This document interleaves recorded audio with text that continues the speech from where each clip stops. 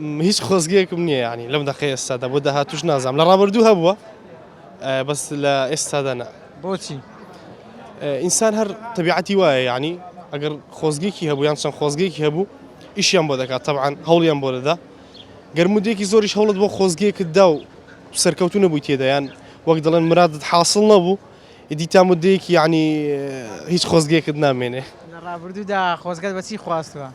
ئیدی خۆزگەیەکمان هەر هەبووە هەموو کەسێک خۆزگەیەکی هەر هەیە ئینسان بەبێ خۆزگە نابێ بەس ئیشم بۆی کرد و بۆشی ماندوو بووم و بەڵام سەرکەوتوو نەبوو. لە ئاین خۆزگەم هەیە کات گەڕا بایەوە زۆر شتم دەگۆڕی بەس حتمما خێری تێدایە. زۆر باشە من مەبەستمەوەیە زۆرجار ئێمە دەڵێن خۆزگە بە ڕابردوو دەخوازین. با بزانم بۆچی خۆزگە بە ڕابردوو دەخوازین؟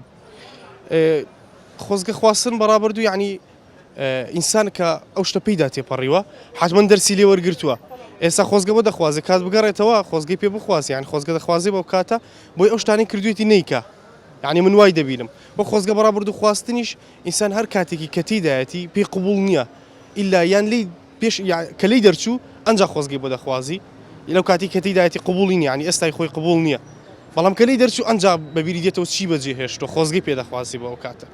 باشە ئێستا کە گەنجێکی ڕێک و پێچی لەش ساغا ئەلحەمدولله خوای گەورە هەر لەش ساغت کە چەندێک گرینگە ئێستا قیمەتی قەدری ئەو لە ساغی خۆت بزانێ چونکە کە تەمەنت ڕۆیشت دڵنیام خۆزگە بەو گەنجاتی ئێستای خۆت دەخوازی. وایە بێگومان ئینسان لە ئاسە و نیعمەتانێکی خوای گەورە پێی دراوە طبعاً یعنی هەر شتێک بکە ناتوانێ بگاتە ئەو حەدێکی خوای گەورە نیعمەتی پێداوە یعنی بۆ من شتێک بکە بڵێ خوای گیان ئەو نیعمەتت پێداوە منیش لە بەرامبەرمدا ئەو شتم کرد ئینسان یعنی دەبێت شکر بێ لەسەر هەموو حاڵ وەزعێکی خۆی و ئینسانی مسلمانیش طبعاً هەر شتێکی بەسەردا بێ خێری بۆی تێدایە و ئەو تەمەنی گەنجیەت دەبێ بزانی لە چیدا سەرف کردووە بۆ ئەوی کە پیر بووی پەشیمان نەبیەوە بڵێ خۆزگەم بە گەنجەتی زۆر شت هەبوو دەبوو کربام نەم کردووە یعنی دەبێت کارێکی وا بکەیت کە پیر بووی خۆزگەی بۆ نەخوازی بگەڕێتەوە و هەندێک شتەیەکە لە دەستت چوان جامی بدەیت.